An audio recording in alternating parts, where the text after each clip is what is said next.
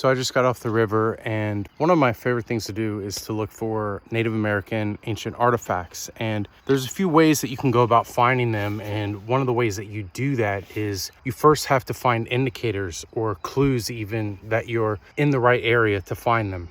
And I'm sharing this because when it comes to decisions that we're making, maybe big life decisions, maybe things related to calling, purpose, redirection, there are clues, indicators that you want to be looking for as well that can help you understand if you're on the right path. So, for example, I want to show you some of these things.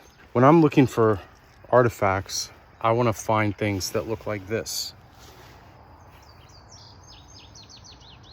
Basically, what those are chips of flint, flakes of flint.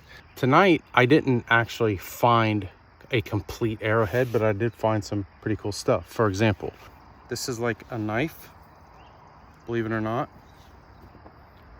This would have been an absolutely killer spear point, but unfortunately the tip was broken off.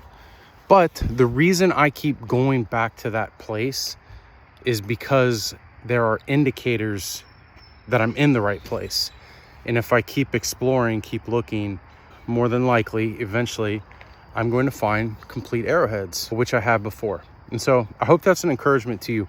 What are the indicators? What are the signs? What are the things that are cropping up when you revisit, when you keep going back, that are showing or indicating that you're going down the right path, you're exploring the right things?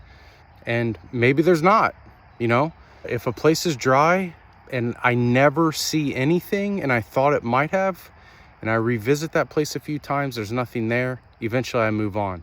But there are some spots where I continually see indication that there's opportunity. And those are the things that you want to look for when you're thinking about decisions, calling, redirection, purpose, those kinds of things. Hey, let me know what you think about this, and let me know what thoughts you'd add to it as well.